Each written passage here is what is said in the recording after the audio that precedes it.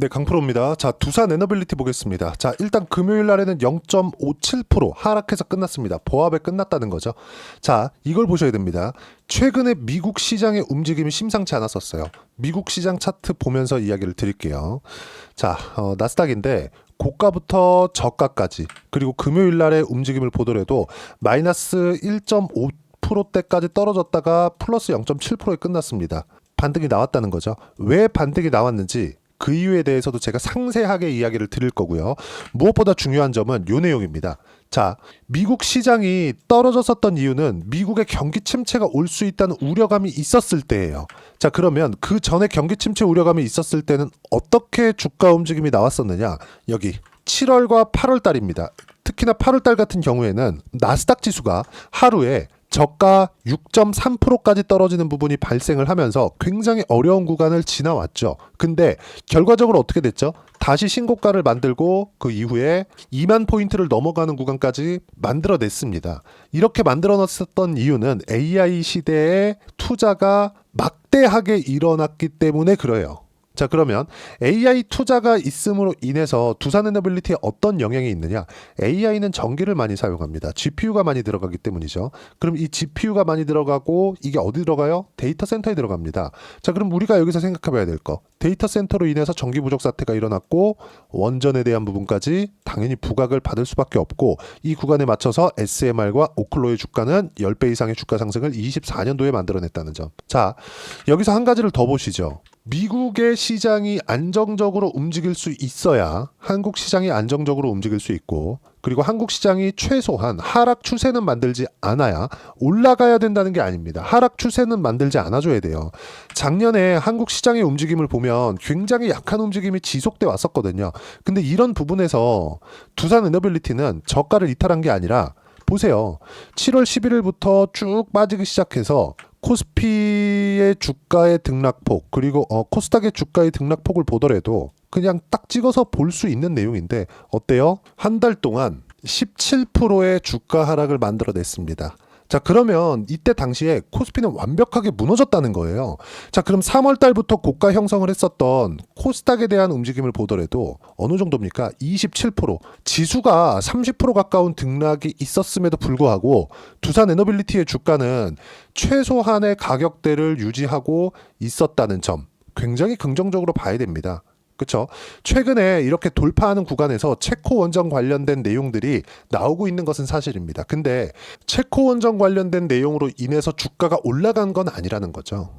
자, 작년에 5월, 6월, 7월 달에는 어떤 일이 있었느냐? 원전에 대한 부각이 되기 시작했고 그리고 유럽 쪽으로 계속해서 타진하고 있었습니다. 정작 미국 쪽에는 그렇게 큰 움직임이 있어 왔었던 건 아니에요. 근데 체코 원전을 성공을 했었던 이때 7월 달의 움직임을 보면 어떻죠? 그렇게 큰 시세가 나온 것은 아닙니다. 신고가를 만들고 고가에서 매물 소화를 하는데 그쳤죠. 자, 그럼 지금 같은 경우에는 체코 원전이 나왔을 때 주가가 나쁘다는 건 아니에요. 근데 정말 성장주들이 폭발적으로 상승할 수 있는 그런 내용들이 실제 나올 수 있는 내용이 되느냐? 그건 아니라는 거죠. 반드시 미국과 연결되어야 됩니다. 무조건 미국과 연결되어야 돼요. 왜 그러냐? 지금 원전을 사용하려는 건 AI 시대에 도래했기 때문에 그렇습니다. AI 시대가 도래하면서 데이터 센터가 비약적으로 늘어나기 시작했고 과거에 그렇게 큰 비중을 차지하지 않던 GPU의 비중이 굉장히 높이 늘어났고요. 일반 PC에서도 GPU를 돌리는 데 들어가는 전기 사용량이 전체 PC 사용량의 2배에서 5배까지 올라갑니다. 지금 이런 상황이에요. 그리고 일반 사용자용, 그쵸? 여기 기업에서 사용하는, 즉 데이터 센터에 들어가는 GPU가 아니라 일반 사용자용에서 가장 비싼 모델은 지금 현재 600에서 700만 원 선에 거래가 되고 있고요. 그리고 여기서 쓰는 전력량이 600와트 수준이 됩니다. 600와트 수준이라는 건 그냥 에어컨을 풀로 돌리고 있다는 거예요. 근데 이것보다 훨씬 더 높은 전력 소비량을 요구하는 게 데이터 센터에 들어가는 기업용 버전이죠. 그러면 에어컨을 그냥 풀로 24시간 풀로드로 돌리는 거예요. 당연히 미국에서도 전기 부족 사태가 일어날 수밖에 없다는 내용이 있을 수밖에 없는 거죠. 이런 상황에서 두산에너빌리티가 신고가를 만들고 여기 보면 거래 대금이 엄청나게 늘어났죠. 그렇죠. 그리고 1월 달부터 시작해서 보면 17,000원대부터 시작해서 39,000원, 50% 이상의 상승 구간이 나왔다는 점. 그렇죠. 거의 한 70% 정도의 상승 구간이 나왔다는 거죠. 그러면 이 구간에서 뭐가 붙어요? 거래 대금이 붙을 수밖에 없다. 그리고 이 거래 대금이 붙는 과정에서 이격 조절도 필요했는데 확대시켜서 보여드리면 어쩔 수 없이 조정은 받아야 돼요. 주식시장에서 조정을 받지 않는 주식은 없습니다. 엔비디아도 조정을 받고요. 애플도 많이 올라갈 때 조정을 받았습니다. 근데 두산에너빌리티라고 조정을 안 받아요? 당연히 받죠. 그러면 이 조정받는 구간에 뭐가 있었느냐? 미국 시장이 흔들리는 부분이 발생을 했었다는 거고, 미국 시장이 흔들렸었던 부분은 한 가지 내용이다. 미국이 경기 침체로 빠질 수 있다. 왜? 관세 때문에. 관세 누가 해요? 트럼프가. 자, 그러면 트럼프가 어떤 목적에 의해서 관세를 수단으로 활용하고 있다는 건 알겠는데 말을 너무 강하게 하고 어떤 이유에 의해서 너네가 협상을 하기 위한 조건들을 만들 수 있는지 없는지조차도 이야기를 하지 않고 있기 때문에 시장은 굉장한 불안감에 떨고 있었고요. 그런 과정에서 나스닥 지수도 고가부터 거의 한 2주일 정도 만에 10% 이상 하락 구간을 만들어냈습니다. 이게 뭐예요? 이쪽에서 발생했었던, 그쵸? 작년 7월과 8월 달에 발생했었던, 이때 당시에 8월 5일날, 24년 8월 5일이죠. 나스닥이 하루에 6%대 하락 구간을 만들어냈습니다. 이만큼 시장이 불안하게 움직이고 있었던 이 상황에서 2월 19일부터의 두산에너빌리티 주가는 원래 받아야 되는 조정 이상을 받지 않은 거죠. 그리고 문제시 되었었던 관세로 인한 경기 침체, 물가 상승이 올라가는 데 있어서 경기 침체로 들어갔을 때, 경기 침체 뭐예요? 소비 둔화. 이러면 기업들의 실적 나빠질 수 있죠. 그러면 고용까지 위축될 수 있죠. 이런 부분들을 지난 금요일 미국 시장에서 파월 의장이 한 방에 일축시켜 버렸습니다. 자, 제가 좀 내용이 깁니다. 내용 정리를 해놨는데 이 내용입니다. 파월 의장의 연설, 인플레이션 2% 목표치로 내려가는 과정이 순탄치 않을 것이다. 자, 이 얘기부터 드릴게요. 제가 이렇게 길게 이야기를 드리는 부분은 두산에너빌리티만 올라가면 되지, 이런 게 뭐가 중요하겠냐, 이렇게 생각하실 수도 있어요. 근데 이런 내용들, 미국 시장이 최소한 안정적인 움직임을 보이고 있어야지만 한국 시장이 최소한의 하락 추세를 만들지 않을 수 있고요. 미국 시장이 만약에 너무 많이 빠지잖아요. 그럼 한국 시장도 그냥 폭락합니다. 한국 시장이 폭락하는데 프로그램 매도세나 이런 부분들이 없겠습니까? 당연히 있죠. 그렇죠? 당연히 있을 수밖에 없다. 그러면 이런 부분들로 인해서 두산에너빌리티의 시세도 늦춰질 수밖에 없습니다. 이런 부분들을 파월 의장이 그냥 일축시켜버렸다. 하지만 지금 고가 돌파를 하지 못하고 시장이 떨어지는 만큼 모두 다 시세를 받은 종목군들이 있어요. 2차전이다 그런 종목군들. 이런 종목군들은 정말 가기 어렵다. 자, 그러면 내용 계속하겠습니다. 주도주를 해야 되는 이유에 대해서 설명을 드린 거예요. 자, 내용 보겠습니다. 미국 경제 전망에 불확실성이 커졌다. 왜? 관세 때문에. 하지만 연준은 서두를 필요가 없다. 더 명확한 지표가 나올 때까지 기다릴 수 있다. 금리를 쉽게 낮추지 않겠다는 거죠. 이게 지금 상황에선 호재예요. 원래는 금리를 낮춰주는 게 좋거든요. 근데 지금 상황에선 호재인 이유가 지금 연준이 금리를 낮추는 액션을 취하는 순간 시장 폭락합니다. 왜? 경기 침체를 인정하는 게 되기 때문에. 연준에서 경기 침체를 인정하는 순간 시장은 폭락할 수밖에 없다. 금리를 낮추는 건 말고는 방법이 없다는 걸 시인한 거나 마찬가지예요. 근데 서두를 필요가 없다고 발표가 되었고요. 그리고 미국 경기가 탄탄하기 때문에 여유 있다. 지금 현재 4.5% 높은 금리를 유지할 수 있다. 여유가 있다는 겁니다. 경기 침체는 없다는 내용이고, 고용시장은 탄탄하고 균형 잡힌 상태를 유지하고 있다. 경기 침체가 없다는 내용이고, 소비 지표가 다소 둔화될 수 있다. 왜? 관세 때문에. 하지만 전반적으로 견고한 성장세에 있다. 경기는 강하다. 마지막으로 잠깐 가면, 이렇게 높은 생산성이 오래 유지될지 몰랐다. 이거 파월 의장의 실제 한 이야기입니다. 미국 경기가 4.5%의 금리를 버틸 수 있을지 몰랐다는 이야기는 충격 없는 연착륙을 하고 있다는 것. 그렇죠? 하드랜딩이 나오지 않고 있다는 겁니다. 자, 문제는 물가가 높아지는 부분이 있을 수 있느냐, 그래서 금리를 올리는 부분들이 있을 수 있느냐, 이 자체는 없다는 걸 일축해버렸고, 미증시는 파월 의장이 나오고 나서 마이너스 1.5%부터 플러스 0.7%의 끝이 났다는 점.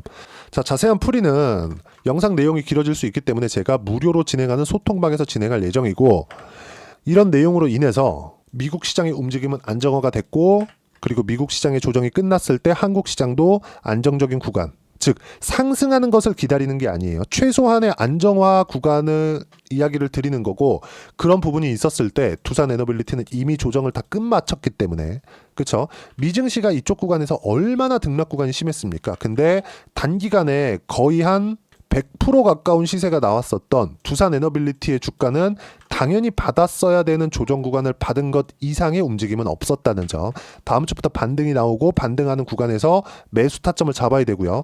저는 요날부터 매수 구간을 잡았습니다. 그리고 두산 에너빌리티를 포함해서 원전 관련된 종목군들을 많이 확대하지 마세요. 늘려봤자 두산 정도입니다. 그리고 단기간에 보는 정도로 봐봤자 우리 기술인데, 우리 기술 같은 경우에는 지금은 하지 않는 것이 좋습니다. 무조건 원전 쪽으로 봤을 때는 두산 에너빌리티에 집중을 하시고 사이드로 두산 정도를 매매하시면 된다. 그리고 원전 관련된 내용은 트럼프가 아무리 관세를 가지고 협박을 하더라도 어쩔 수 없이 가야 돼요. 트럼프가 취임하고 나서 첫 번째로 한 게 뭐죠?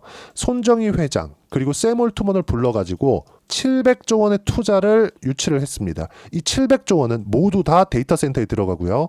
이쪽에서 사용하는 전기가 막대하게 들어가기 때문에 어쩔 수 없이 원전에 대한 방향으로 갈 수밖에 없다는 점. 그렇기 때문에 지금 시장에서 그런 부분을 인정해줬고, 그래서 1월과 2월 달에 시세가 나온 거고요. 이때 당시에 거래 대금은 1조 5천억. 며칠 동안 1조 이상의 거래가 나온 겁니까? 여기는 매집입니다. 최근에 나오는 뭐 외국인들이 뭐 하고 있습니다, 기관이 뭐 하고 있습니다, 이런 수급 상황에 따라서 움직임이 조금은 나올 수 있는데, 이런 부분들은 그냥 싹 다 무시하시면 되고, 미증시가 안정 구간으로 들어가 있는 지금, 그쵸? 다음 주에 매수 타점을 잡으면 됩니다. 그리고 이 모든 내용들은 여기 소통방에서 무료로 공유를 해드리고 있습니다. 종목의 가격대를 잡기 위해서는 시장에 대한 배경에 대한 판단이 필요하고, 그리고 나서 종목에 대한 타점을 잡아야 되는데, 아까 전에 말씀드렸었던 파월 의장에 대한 연설 요약본, 그쵸? 정리해둔 내용을 제가 여기 소통방에서 공유를 해드렸고요. 소통방은 모두 무료로 진행하고 있고, 자, 파월 의장이 코멘트를 하기 전에, 그쵸? 코멘트는 일단 토요일 새벽에 나온 거죠. 근데 그 전에 금요일날 한국 시장이 끝났을 때 제가 한 소통방에서 공유해드린 이야기입니다. 자, 내용 보시면 한국시장 주도주 위주의 하락세가 나왔다. 이틀째. 두산 에너빌리티는 주도주 중에 하나입니다. 미증시 때문이다. 미증시가 약세를 보이는 이유, 경기 침체가 발목을 잡고 있다. 중요한 점, 경기 침체가 만약 온다면 트럼프가 의도한 것이다. 돌릴 수 있다는 내용입니다. 관세로 인해서 나온 것이기 때문에, 그렇죠? 그리고 밑에 보시면 금융시장 측면에서 볼 경우 미국의 부채를 대환해야 하는데 장기채로 발행하기 위해서 10년물 국채 금리를 낮추기 위한 작업을 하고 있다고 판단이 되고요. 상식선에서 봤을 때는 트럼프는 미국을 부강하게 만드는 게 목적인데 경기 침체를 일부러 만든다? 특정한 목적이 없다면 상식적으로 불가능합니다. 그렇죠? 반드시 주도주 포트폴리오만 타점 공유 때 매매하면 되고, 이 실시간 타점은 소통방에서 모두 무료로 공유를 하고 있습니다. 뭐 내용을 보시면 쭉 위에 올려보시면 레인보우 로보틱스 같은 것도 최근에 엄청 강했죠. 근데 바로 매수하지 말고 준비해라. 빠르면 이번 주 매수 예정이다. 아직까지 매매 안 했습니다. 그리고 제가 두산 에너빌리티 같은 경우는 3월 5일 날 어때요? 매수 26,850원. 지금 26,350원. 그쵸? 3월 5일 날 매수를 했고 미증시가 빠졌는데도 불구하고 이 가격대에서 크게 변함이 없죠. 그리고 쭉 올려서 보시면 뭐 알테오젠 같은 경우에도 마찬가지예요. 쭉 올려서 보시면, 그쵸? 2월 3일 날 매수한 결과 지금 15%대 수익 구간에 있고요. 그리고 여기 2월 3일 날 두산 에너빌리티를 시간에까지도 매매 구간을 잡아드렸고요. 지금 충분한 수익 구간에 있다. 전량 보유하고 있고요. 다음 주가 되면 추가 매수 구간을 잡을 거고, 그런 모든 내용들은 소통방에서 무료로 공유를 해드리도록 할 테니까 구독과 좋아요 눌러주시면 무료 입장 가능하고요. 입장 링크를 공유해드릴 수 있게 여기 010-8713-1916으로 구독이라고 문자 보내주시면 소통방 입장 링크 순차적으로 공유를 해드리도록 하겠습니다. 어떤 종목이든 가격대가 가장 중요합니다. 그리고 그 내용은 소통방에서 공유를 해드리고 있고, 실시간 타점까지 공유를 해드리고 있는데 어느 정도 성과가 나오는지 제 계좌를 오픈합니다. 자, 내용 보시면, 자, 비밀번호 방금 쳤죠? 하나오션입니다. 하나오션 최근에 엄청 강하죠. 하나그룹 전체가 강합니다. 하나그룹이 지금 방산 쪽의 포트폴리오를 짬으로 인해서 굉장히 큰 시세를 내고 있어요. 근데 두산에너빌리티도 마찬가지죠. 그렇죠? 원전 관련된 내용들, 발전소 관련된 내용들, 최근에 전기 부족 사태가 지속되고 있는데, 그리고 앞으로 늘어날 데이터 센터를 감안하면 두산에너빌리티를 당연히 수혜를 받을 수밖에 없고, 이쪽에 대해서 거의 뭐 턴키로 작업할 수 있을 정도의 역량을 갖추고 있고 시스템화도 시켜놨고 준비가 되어 있는 기업은 지금 현재 두산이 유일합니다. 그 중에 핵심이 두산 에너빌리티죠. 에너지 쪽의 핵심은 두산 에너빌리티다. 자, 그러면 하나오션 같은 경우에 어때요? 상승하는 구간을 확인하고 매매한 결과 57%대 수익 구간 만들어냈죠. 자, 그리고 두산 에너빌리티도 마찬가지입니다. 그렇죠? 상승하는 구간을 확인하고 매매를 꾸준히 했고요. 그리고 이쪽 구간에서도 그렇죠? 확인하자마자 매수 구간을 잡았죠. 다음 주에도 미증시 안정화가 됐기 때문에 매수 구간을 잡을 거고 시간이 얼마 남지 않았습니다. 반드시 확인하는 구간에서 매수를 하셔야 된다는 점. 그리고 뭐 알테오젠 같은 경우를 보더라도 어떻습니까? 상승하는 구간을 꾸준하게 매수한 결과 수익 구간 보면 어때요? 30%대 수익 구간. 그리고 1월과 2월달 그쵸? 매수한 가격대를 보면 32만 5천 원, 35만 2,500원 매수한 결과 지금 충분하게 수익 구간 15%대 수익 구간에 있다. 이런 모든 내용들을 소통방에서 모두 무료로 공유를 해드리고 있으니까 구독과 좋아요 눌러주시고요. 댓글 하나씩 달아주시고 입장 링크를 공유해드릴 수 있게 010-8713-1916으로 구독이라고 문자 보내주시면 소통방 입장 링크 순차적으로 공유를 해드리도록 하겠습니다. 자, 그러면 두산 에너빌리티에 대한 실시간 타점을 잡는 이론적인 부분들, 그리고 아까 전에 보여드렸었던 내용처럼 이런 식으로 30%대 수익 구간을 단기간에 만들기 위해서 신고가를 어떻게 잡아야 되는지 그 이론적인 내용은 여기 두산 에너빌리티의 단기 보유 전략. 단기는 2주입니다. 2주 동안 내가 어떻게 수익 구간을 잡아야 되는지 그 부분이고 2주 안에 수익 구간을 만들어내기 위해서는 가격에 대한 부분 너무 중요하고요. 가격에 대한 이해가 되었을 때 주도주, 신고가 두 가지 내용이 파악이 됩니다. 이 두 가지 내용 모두 다 무료로 공유를 해드리도록 할 테니까 구독과 좋아요 눌러주시고요. 010-8713-1916으로 두산 에너빌리티라고 문자 보내주시면 단기 가격 전략 함께 공유해드리도록 하겠습니다. 정말 긍정적인 내용이 발생을 한 겁니다. 미증시가 최소한의 안전 구간을 만들어 갔어야 돼요. 근데 금요일을 지나면서 미증시가 안전 구간에 들어왔고 어쩔 수 없이 그쵸? 아까 전에 보여드렸었던 두산 에너빌리티도 단기간에 너무 많이 올랐기 때문에 조정이 필요했었습니다. 근데 이 조정도 끝마치는 구간에서 미증시도 안정화 구간에 들어왔다는 점. 다음 주에 시세 구간 나올 거고요.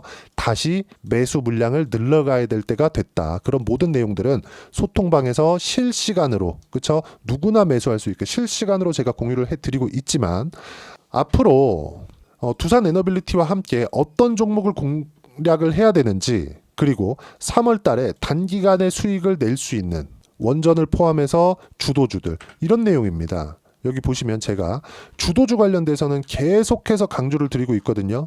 조선, 바이오, 원전, 로봇 이 안에서 매매를 해야 된다고 말씀드렸죠. 그 중에 원전에 포함되어 있는 게 두산 에너빌리티고요. 방향성을 제시하는 건 미국에 있기 때문에 두산 에너빌리티도 미국 쪽으로의 연결이 되어야 되는데 뉴스케일 파워의 파트너가 두산 에너빌리티입니다. 그만큼 두산 에너빌리티가 좋기도 하지만 이쪽에 몰빵할 수는 없겠죠. 매매하는 과정에서 3월 달에 단기간에 수익을 낼 수 있는 그쵸 20%대 이상의 큰 수익을 낼 수 있는 딱 한 종목만 준비를 해놨으니까 영상 끝까지 시청하시고요. 모든 분들이 성공 투자하셨으면 참 좋겠습니다. 자, 여전히 시장은 녹록지 못합니다. 이런 상황이 벌어지는 건 어쩔 수 없습니다. 이런 상황에서도 수익이 나는 종목들의 구조는 변하지 않습니다. 즉 대시세 종목에 대한 구조는 변하지 않는다는 거고 실제 제가 소통방에서 지속적으로 이야기를 드리고 있는 내용도 대시세 종목이나 시장 주도주를 공략하는 건 철저하게 가격 분석을 하라고 이야기를 드리고 가격 분석 이후에는 이슈에 대한 파악 그리고 이슈를 파악하고 나서는 다시 내가 얼마에 매수할지 그 타점에 대한 부분을 지속적으로 언급을 하고 있습니다. 자, 근데 생각해 보세요. 시장이 굉장히 어려웠습니다. 어려운 상황에서의 어떤 종목들이 강했냐 보면 반도체와 그리고 바이오입니다. 자, 실제 여기 보면요.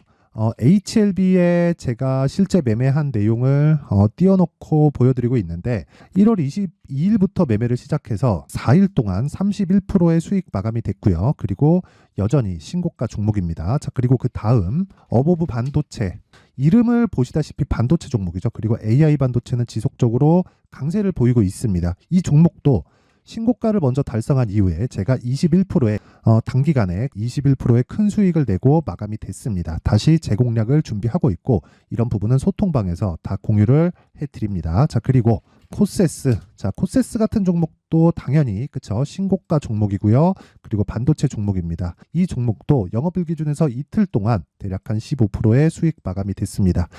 내용을 한번 보시면 어떻습니까? HLB를 포함해서 뭐 30%, 20%, 뭐 15% 이런 식의 수익이 지속적으로 발생하고 있는데 이 세 종목 모두 다 신고가 종목이고 1월 달에 시장이 약세를 보이고 있는 구간에서도 강했었던 그런 종목입니다. 특징점이 하나 있는데 그 이슈에 앞서서 가격이 먼저 반영했다는 거죠. 그렇게 제가 가격을 먼저 보고 이슈에 대해서 파악하는 이유는 결과적으로는 큰 시세를 먹기 위한 사전 준비 작업입니다. 실제로 큰 시세를 먹기 위해서 사전 준비 작업을 했을 때 여기 레인보우 로보틱스 127% 그리고 ISC 98% 그리고 한미반도체 97%의 큰 수익을 내는 상황을 만들 수 있습니다. 어떤 식으로 소통방에서 진행됐는지 그쵸, 그 상황을 제가 이야기를 드린 건데 이런 상황도요 당연히 신고가를 공략했을 때 가능한 겁니다. 자, 그러면 이번에도 마찬가지입니다. 그쵸, 정부 주도의 코리아 디스카운트 해소 방안이 2월 달에 발표를 하고요. 그리고 2월 달에 발표된 내용을 토대로 주가가 움직이는 게 아니라 이미 움직인 내용이 있죠. 실제 이 내용은